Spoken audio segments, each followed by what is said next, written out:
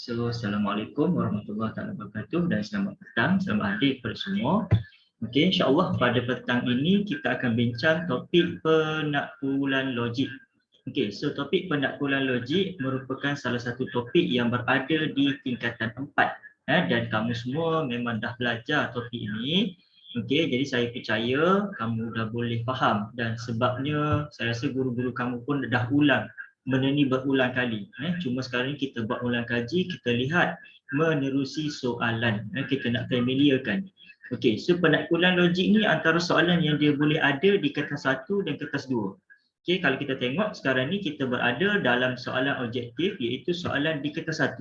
Okey, nanti kita akan lihat untuk kertas 2 pula iaitu untuk soalan subjektif. Tadi cikgu dah bagi masa untuk kamu cuba buat. Okey, jadi mungkin ada yang dah sampai kepada bahagian 2, ada yang mungkin sampai di bahagian ini saja. Okey, tak apalah. Okey, so sekarang ni kita nak bincang, lebih kurang masa 30 minit ni kita bincang. Kita tengok sama-sama untuk kita fahamkan dengan lebih jelas. Okey, so tengok yang pertama ni. Okey, so soalan yang pertama ditanya antara berikut. Okey, so antara berikut yang manakah bukan? Okey, so yang manakah bukan pernyataan? So dalam empat-empat ni mana satukah bukan pernyataan? Jadi kita semak satu persatu. Okey, kita pergi pada satu persatu. Yang pertama. Okey, so yang pertama 5 tambah 5 sama dengan 9. Okey, so pernyataan ataupun bukan? Okey, so sini ayat dia adalah ayat yang jelas. Jadi bila jelas, yang pertama syarat, kita tengok sikit, kita ulang kaji sikit. Apa syarat untuk dia jadi pernyataan? Okey, so apakah syarat untuk jadi pernyataan? Okey, syarat dia yang pertama mestilah dia merupakan ayat yang lengkap. Okey, so dia mestilah ayat yang lengkap. Ayat lengkap.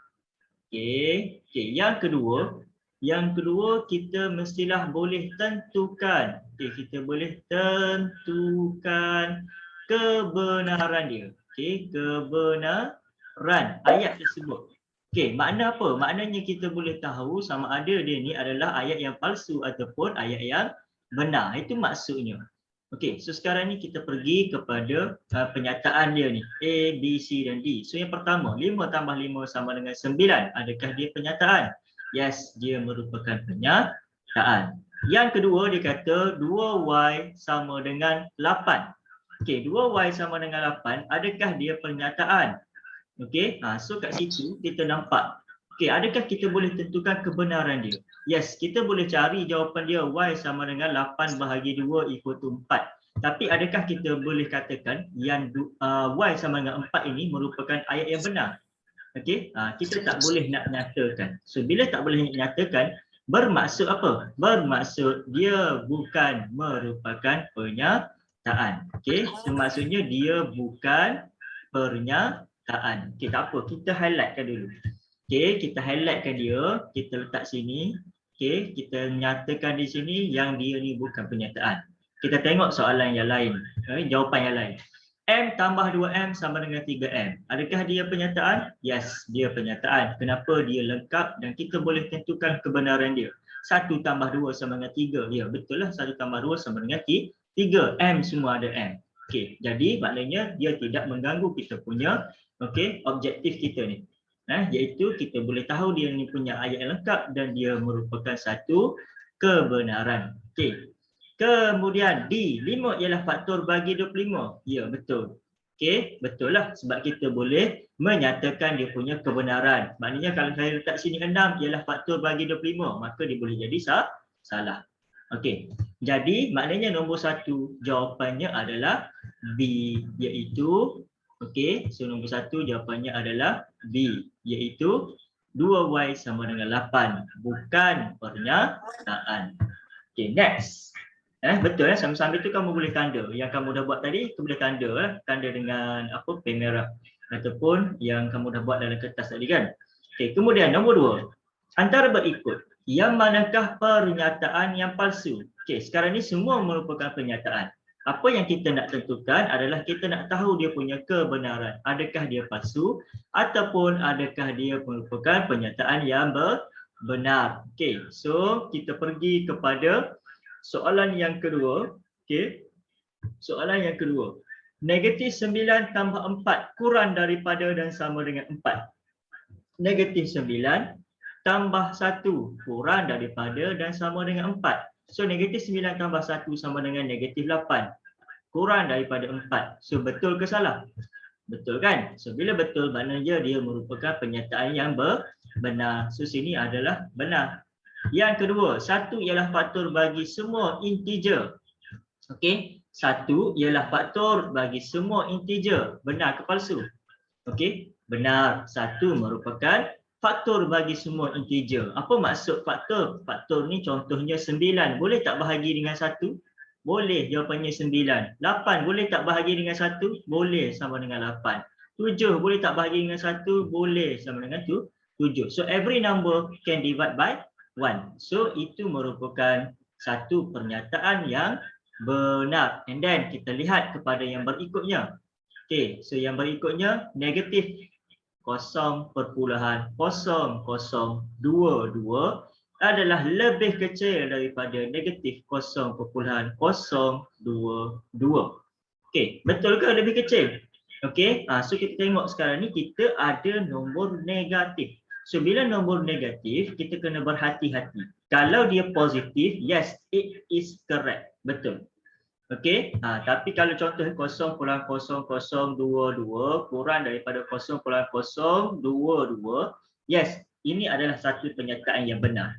Tapi disebabkan dekat sini kita ada menggunakan ni, kita ada guna apa ni? Kita ada gunakan okey, ni simbol negatif. Kita ada guna simbol negatif. So bila kita guna simbol negatif dekat sini, itu yang menyebabkan kita punya pernyataan kita sekarang ni jadi salah.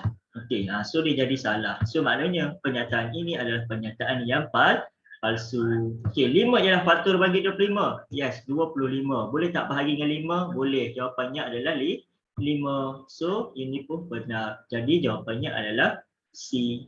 Okey, nampak? Senang je kan? Okey, so sangat-sangat mudah. Topik ini merupakan satu topik yang sangat mudah dan semestinya satu topik yang kita boleh skor. Okey, kita boleh skor markah penuh pada topik ini. Okey, next, nombor 3. Yang manakah adalah penafian bagi pernyataan berikut? Okey, so ingat, bila kita pergi kepada penafian, okey, apa dia punya kata kunci untuk penafian? Saya dah kongsi sebelum ini, kalau dalam kelas saya dah kongsi banyak kali dah. Okey, so kalau penafian, apa penafian? Okey, saya tulis kat tepi ni. Penafian, kita buat apa? Kita letakkan perkataan tidak ataupun perkataan bukan. Okey, itu kita namakan penafian. So kalau 12 ialah gandaan bagi 2, okey, so apa yang kita buat? Okey, perkataan ialah ini kita tukarkan dengan satu perkataan lain. Okey, apa perkataan dia? Kita guna perkataan tidak ataupun perkataan bukan. So mana sini 12 bukan gandaan bagi 2? C. Jelas sekali. Sebab yang lain ni memang tak sama langsung dengan kita punya pernyataan kita. Okey, dia tak ada sama pun dengan pernyataan kita. Okey, hanya C yang sama kecuali dia punya perkataan ialah ditukar kepada bukan, maka selesailah dia. Okey, next, nombor 4. Apakah anti-jadian? Okey, apakah anti-jadian bagi implikasi di bawah? So, sekarang ni soalan nombor 4, dia minta kepada kita, okey, anti-jadian. Apa maksud anti-jadian ni? Apa maksud anti-jadian? Okey. Tengok kat sini kita ada jika n boleh dibahagi tepat dengan 5, maka n ialah gandaan 5. Okey, sekarang ni kalau kita perhatikan, dekat sini dia guna konsep apa ni? Dia guna jika and then dia guna maka. So bila kita ada jika maka, maknanya dekat sini sekarang ni kita sedang bincang tentang apa? Kita sedang bincang tentang implikasi. Okey. So bila implikasi, maknanya dia mestilah dalam bentuk jika apa maka apa. Okey, dia sini mestilah sebab. Okey, dan sini mestilah dia punya akibat. Sebab itu apa? Akibat. Okey, sebab tu apa? Sebab dalam bahasa kita gunakan anti-jadian. So apa dia punya anti-jadian? N boleh dibahagi tepat dengan 5. So itulah dia punya anti-jadian. So mana satu N boleh bahagi tepat dengan 5 kat sini? A jawapannya. So A. Okay. So A lah kita punya jawapan untuk soalan nombor 4. Kalau dia nak akibat, kalau akibat N ialah gandaan 5. So B jawapan dia. Kalau kita nak soalan, kalau kita nak akibat. Tapi kalau kita nak sebab, maka kita kena ambil A lah. Iaitu dia punya anti-jadian. Okey, sebab sini ada juga rakan kita yang mengalami masalah dari sudut internet lain. Okey, jangan risau yang ada masalah tu insya-Allah kita cuba bantu. Sebab itu cikgu rakam. Okey, sebab itu cikgu suka gunakan aplikasi Zoom ini supaya cikgu boleh rakam dan cikgu boleh share semula rakaman ini dengan kamu semua di dalam grup supaya kalau ada yang terlepas pandang, yang tertinggal, dia boleh ikut semulalah. Okey, sebab line internet saya pun ni kadang-kadang dia okey, kadang tidak Okey, so tengok nombor 5. Rajah di bawah ialah songsangan. Okey, rajah di bawah ialah songsangan bagi suatu implikasi. Okey, songsangan ni maknanya apa? Maknanya dia dia nafi dan dia terbalikkan. Dia ingat dia songsangan ni dia nafi. Okey, so kalau kita perhatikan apa pernyataan yang dibagi pada kita sekarang. Okey, so dalam pernyataan yang diberi pada kita sekarang, dia kata jika 3 bukan faktor bagi 9, maka 9 tidak boleh dibahagi tepat dengan 3. Okey, so kita tengok kata kunci dia kat sini kita ambil. Sekejap saya highlightkan dia. Jika kita ambil 3 bukan faktor bagi 9, 9 tidak boleh dibahagi tepat dengan 3. Okey. Baik, kita tengok apa yang soalan nak sekarang ni. Okey, so apa yang soalan nak? Antara berikut, yang manakah adalah kontrapositif? Okey, so apa makna kontrapositif? Okey, kontrapositif ni dalam erti kata lain, dia adalah terbalik daripada songsangan. Kontrapositif adalah terbalik daripada songsangan. Jadi ada 4. Dia mula-mula macam ni. Dia mula-mulanya implikasi. And then kita ada yang kedua kita namakan sebagai akas. Okey. Yang ketiga kita panggil songsangan. Yang keempat kita ada kontrapositif. Okey. So implikasi itu yang asal lah. Contohnya kita ada jika P maka Q. And then kalau akas dia terbalik implikasi. Maka kita akan dapat jika Q maka P. Dia terbalik. P dengan Q dia terbalik. Tapi kalau songsangan pula, dia nafikan kenyataan implikasi. Dia nafikan kenyataan implikasi. Jika bukan P, maka bukan Q. Kalau kontrapositif pula, dia kasih terbalik songsangan. Jadi kita akan dapat jika bukan Q, maka bukan P. So mana satu yang memenuhi kehendak ni? Yang kita nak kontrapositif. Yang memenuhi kehendak songsangan adalah D jawapannya. Okey, so kita dapatlah dia punya jawapannya adalah D. Jadi cikgu harap kamu dapat tangkap ni untuk sebahagian objektif. Baik, kita ada masa lagi kan? Okey, so kita teruskan dengan soalan Kita teruskan dengan soalan di bahagian yang kedua. Okey, kita pergi pada muka surat yang berikutnya iaitu bahagian A. Baik, soalan di bahagian A, ini adalah contoh soalan di bahagian kertas 2 bahagian A. Kertas 2 kita sekarang ni dia ada 2. Dia tak sama macam yang dulu. Dulu kita ada 3 bahagian. Sekarang ni kita ada bahagian sama je. Kita ada 3 bahagian. So yang pertama ni kita nak tengok di bahagian A terlebih dahulu. Okey. So tengok bahagian A dia kata apa tu? Tentukan sama ada pernyataan berikut adalah benar atau palsu. Okey, so dia suruh tentukan ini. Dia nak jawapan dia nak benar ke palsu. Tu sahaja. Okey, so kita tengok kita punya pernyataan. Benar ke palsu? Bilangan angka bererti bagi 0. Okey, bilangan angka bererti bagi 0.0221. So betul ke dia ada 3? Dia punya angka bererti. Jadi kat sini kita tengok ada berapa? Ada 1, 2, 3. Yes. Jadi bila betul maknanya jawapannya adalah benar. Jadi tulislah jawapan kita dalam ruang yang dia dah sediakan. Jangan tulis kat sini pula. Okey, jangan tulis kat sini pula. Kita mudahkan kerja pemeriksa. Kita tulis dalam ruang jawapan supaya senang pemeriksa tengok ada sini benar terus dia tanda.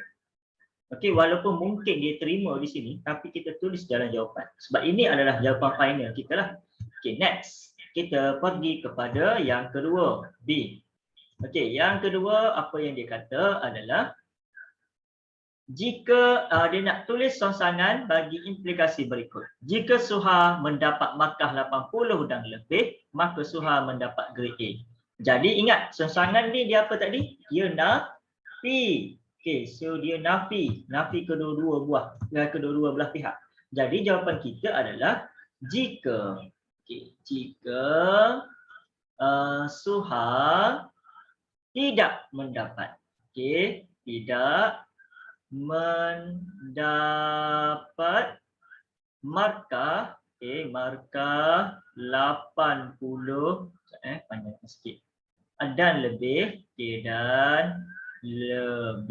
maka Suha tidak mendapat. Kalau mendapat lawan dia adalah tidak mendapat. So grade A. So kalau dia tidak mendapat markah 80 dan lebih, maka Suha tidak mendapat grade A. Itu sahaja, sangat-sangat mudah. So kata kunci dia kat mana? Okey, kata kunci dia adalah pada kedudukan ini, tidak. Okey, tidak. Okey, baik, kita balik kepada soalan yang terakhir, soalan C. Tulis premis 2 untuk melengkapkan hujah. Okey, so konsep sekarang ni yang kita nak lihat adalah berkaitan dengan hujah. So macam mana caranya nak melihat tentang hujah ini? Okey, tengok. Okey. Jika X sama dengan 3, maka 2X tolak 3 sama dengan 3. So dalam kesimpulan, okey, kita pergi kepada kita punya ni. Dalam kesimpulan, dia dah ambil 2X tolak 3. Kat sini ada 2X tolak 3. So, mana yang balance? X sama dengan 3. Itu sahaja balance yang ada. Jadi, kita ambil sahaja X sama dengan 3. Kita tulis dalam jawapan. Dah, selesai. Okey? Simple macam itu sahaja. Boleh terus dapat markah. Okey. Let's say, kalau kita tengok dari segi markah. Berapa markah sini? 1 markah. Sini berapa markah? 1 markah. Sini berapa markah? 1 markah. Dah, kita dapat 3 markah untuk soalan 1. Selesai. Okey, baik. Sekarang kita tengok pada soalan yang kedua pula. Okey, so soalan 2, apa yang diminta? Tulis 2 implikasi berdasarkan pernyataan berikut. Okey, ni kita ada X sama dengan 2, X kuasa 2 sama dengan Y kuasa 2 jika dan hanya jika X sama dengan Y. So apa yang perlu kita buat adalah kita nak buat implikasi, caranya macam mana? Okey, perkataan ini sekejap saya highlightkan. Okey, perkataan ini jika dan hanya jika ni kita buang. Kita gantikan dengan perkataan yang baru. Apa perkataannya? Kita gantikan dengan perkataan jika. Okey, so kita ambil jika X kuasa 2 sama dengan Y kuasa 2, maka X adalah sama dengan Y. Kalau implikasi yang kedua pula, sebab dia nak 2 kan. So macam mana kalau implikasi kedua? Sama. Okey, bezanya adalah kita ambil jika, kita ambil yang belakang ni, tak depan. X sama dengan Y, maka X kuasa 2 sama dengan Y kuasa 2. Okey, kat sini sahaja kita dah boleh dapat 1 markah. Ini kita boleh dapat lagi 1 markah. Nampak soalan ini sangat-sangat mudah. Okey, tengok yang ketiga pula ni dia kata bentuk satu penafian dan tentukan nilai kebenarannya berdasarkan pernyataan berikut. Okey, so soalan nombor 2 ni dia suruh kita buat okey, soalan 2A2 ni dia suruh apa? Ya, A2 ke berapa tadi? Soalan 2B. Okey, soalan 2B. Okey, soalan 2B, apa yang dia nak? Dia suruh kita tentukan. Okey, dia suruh kita buat dia punya penafian and then kita tentukan dia punya sama ada dia ni benar ke palsu kan? Okey, jadi apa yang kita nak kena buat? nak nafikan. Macam mana kita nak nafikan? Okey, sekarang ni guna simbol dia macam ni. Bila kita nak nafikan, kita terbalikkan simbol. Sini ada sama dengan tak? Tak ada. So sini kita tambah sama dengan. Jadi kita akan dapat negatif 5 lebih besar dan sama dengan negatif 1. So adakah negatif 5 lebih besar daripada negatif 1? Yes. Betul lah kan? Negatif 5 lebih besar daripada negatif 1. Betul ke? Tidak, salah. Okey, so salah maknanya palsu. Okey, negatif 5 lebih kecil daripada negatif 1 kan? Okey, so jawapannya adalah palsu. Dah selesai. Okey, ada persoalan setakat ni sebelum kita beralih kepada soalan yang berikutnya?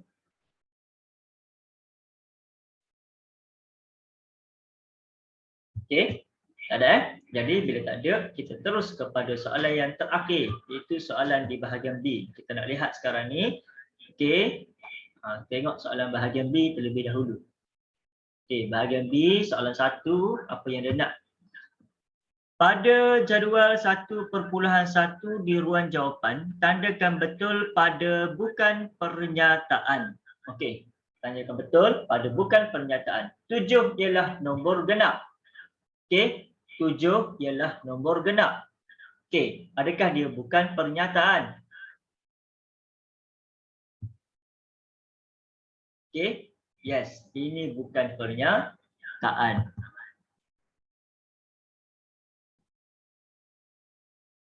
Oh, dia silap ni. Okey, bukan silap ni. Kita bukan buat macam ni. Okey. 7 ialah nombor genap. Betul lah kan? 7 ialah nombor genap. Adakah dia pernyataan? Yes, dia adalah pernyataan. 7 tolak 3 tambah 5. Adakah dia pernyataan? Bukan, sebab ayat dia tak lengkap. 7 tolak 3 tambah 5. So, apa yang kita nak buktikan kat situ? Kita tak boleh buktikan apa-apa. Okey. 2 in bracket 10 tolak 5 sama dengan 10. Kita boleh tak tentukan dia punya kebenaran? Yes, boleh. Maknanya benar. Okey. Tolong senyap. Ini adalah ayat arahan. So ini bukan pernyataan. Okey, ni dia ada keliru sikit. Okey, so jawapan kita 7 ialah nombor genap merupakan pernyataan. Okey, 7 tolak 3 tambah 5 bukan pernyataan. 2 in bracket 10 tolak 5 sama dengan 10. Okey, adalah pernyataan. Tolong senyap adalah arahan, bukannya pernyataan. Okey, masa kita ada 10 minit. Kita cuba habiskan nombor 1. Dengan menimbangkan corak nombor, lengkapkan baris 1 dan 2. Ni baris 1 dan 2. Okey. Ni baris 1 dan 2. Kat sini jap. Saya tulis. Ni baris 1 dan 2 dalam jadual 1.2 di ruang jawapan. So inilah ruang jawapan dia. Okey. So kita tengok. Kat sini dia guna negatif 1, 1, 3. Okey, so sini berapa? 2 darab 3 sama dengan berapa?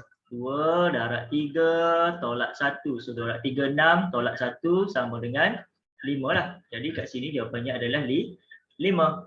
And then 2n tolak 1. Okey, so berapa belakang ni?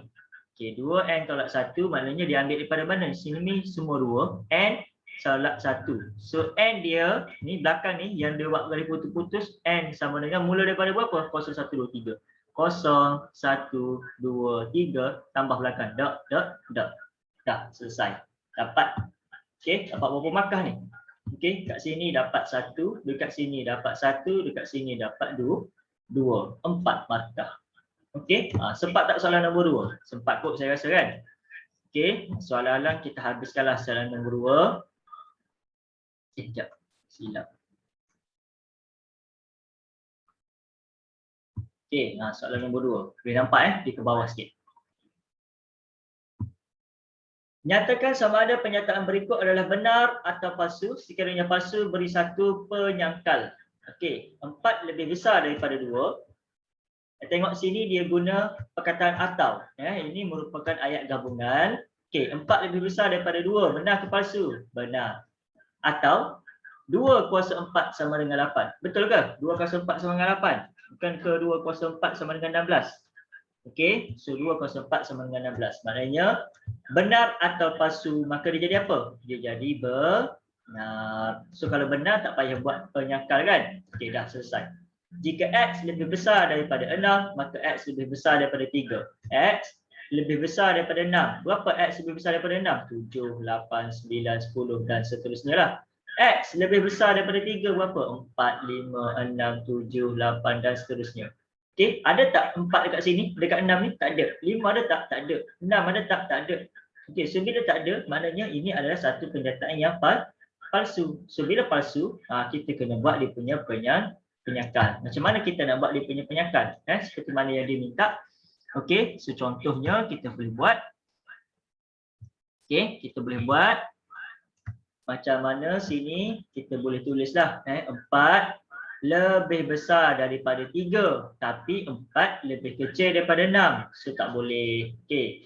And then berapa lagi? 5. 5 lebih besar daripada 3 tapi lebih kecil daripada 6. Okey, 5 ni lebih kecil daripada 6. Okey. Dan begitulah seterusnya. So itu kita punya penyangkal. Kita sangkal dia punya penyataan ini nak menunjukkan bahawa kita punya ni adalah palsu. Okey. So yang terakhir, tulis akas songsangan dan kontrapositif bagi implikasi tersebut. Seterusnya tentukan nilai kebenaran bagi akas songsangan dan juga implikasi. Okey. So yang ini kita kasih besar ke bawah sikit. Tulis yang pertama akas. Cikgu tulis kat tepi ni sebab ruang dia kat bawah tu macam tak berapa nak muat. Okey, akas bolehlah kau tulis kat sini. Akas apa tadi? Akas tu terbalik. So jika kita tukar pen warna hitam. Jika berapa? Yang belakang dulu. 8 darab 3 Okey, so 8 darab 3 tambah 3 sama dengan 30. Maka okey, 3 tambah 3 sama dengan 6. Disuruh tentukan nilai kebenaran. Jadi betul ke? 8 darab 3 tambah 3, 8 darab 3, 24. Okey, 24 tambah 3 jadi ini dia macam, kalau dari segi operasi ni dia ada sedikit kesilapan kan. Okey, sepatutnya kalau dia nak buat supaya dia dapat benar, okey, kat sini kita kena ada kurungan. Ni. Okey, kat sini ni kita kena ada kurungan. Baru kita boleh dapat sama dengan 30. Ya, itu adalah asas untuk matematik punya penyelesaian. Dia tak boleh terus ambil. Tapi sebabkan kalau kita tengok apa yang dinyatakan belakang ni, 3 tambah 3 sama dengan 6, maknanya dia nak nyatakan 8 darab dengan 6. So, 8 darab dengan 6 adakah sama dengan 30? Tak, 8 darab dengan 6 sama dengan 48. Okey, kalau 8 darab 3 sama dengan 24. Okey, so 24. Okey. Kalau 24 tambah 3 sama dengan 30. Jadi maknanya sini salah. So bila salah, dia akan jadi satu bentuk implikasi yang salah lah. Jadi kita tak boleh nak tentukan dia punya ni lah. Okey. So kalau dari segi akas, 8 darab 3 okey, sama dengan 30, maka 3 tambah 3 adalah sama dengan 6. Okey, disebabkan yang belakang tu 3 tambah 3 sama dengan 6 tu adalah satu penyataan yang benar. Okey, maka dia jadi satu penyataan yang benar. Itu konsep dia. Okey, sebabkan belakang ni 3 tambah 3 sama dengan 6 ni benar, maka dia jadi penyataan yang benar. Okey. Kemudian kita tengok kalau songsangan macam mana. Kalau songsangan pula kita songsangkan yang ini. Okey, iaitu kita ada jika, cikgu tulis kat sini dia punya ni B yang kedua ni. Jika 3 tambah 3 bukan sama dengan 6. Okey, sebab apa cikgu buat bukan? Sebab dia nak songsangan. Okey, so jawapan kita tadi akan jadi maka 8x pula. 8 darab 3 tambah 3 bukan sama dengan 30. So dia akan jadi apa ni? Dia akan jadi benar. Sebab penyataan ini dah jadi benar, so dia akan jadi benar kita punya jawapan. Kita tengok yang belakang. Okay. And then kalau kontrapositif, kita terbalikkan penafian kita ni. Okay, kita balikkan dia punya songsangan. So jika 8 darab 3 tambah 3 bukan sama dengan 30, maka okey, 3 tambah 3 bukan sama dengan 6 akan jadi satu penyataan yang palsu. Okey, dia akan jadi kanan palsu lah. Sebab apa? Sebab yang belakang ni palsu. Okey. Ada soalan sampai situ? Okey, kalau tak ada soalan, mungkin kita boleh berhenti di sinilah. Okey, kalau ada soalan boleh tanya dulu sebelum kita bersurai. Okey, lepas ni cikgu akan share link untuk kehadiran. Nanti pastikan okey kamu isi ya di dalam grup Telegram tu ada link kehadiran. So isi kehadiran kamu pada hari ini untuk rekod. Okey, so itu sahaja. Jika tidak ada apa-apa, sekian. Wabillahi taufiq wal hidayah. Wassalamualaikum warahmatullahi taala wabarakatuh. Terima kasih. Assalamualaikum.